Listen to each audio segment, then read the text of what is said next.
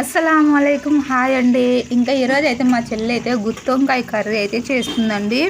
ఈ కర్రీ ఎలా చేసిందో ఫుల్ వీడియో అయితే అప్లోడ్ చేస్తాను, చూసేయండి. ఇంకా ఫస్ట్ అయితే వంకాయలు 4 ముక్కలుగా కటింగ్ చేసి నూనెలో అయితే మగ్గించిందండి. ఆ తర్వాత కొబ్బరి పేస్ట్ అయితే చేసుకుందండి. మసాలా అయితే పట్టుకుంది.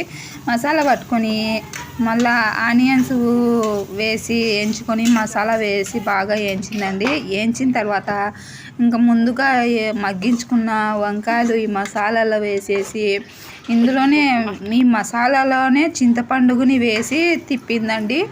ఇంకా వంకాయలు వేసుకొని బాగా మసాలాలో బాగా కలుపుకోవాలండి. కాసేపు ఆ మసాలా మొత్తం వంకాయలకు పట్టే విధంగా కలుపుకొని ఇంకా తగినన్ని వాటర్ వేసుకొని బాగా ఉడికించుకొని ఫైనల్గా కాస్త కొత్తిమీర చల్లుకొని ఇంకా పల్లి పొడి వేసుకుంటే సూపర్గా ఉందండి.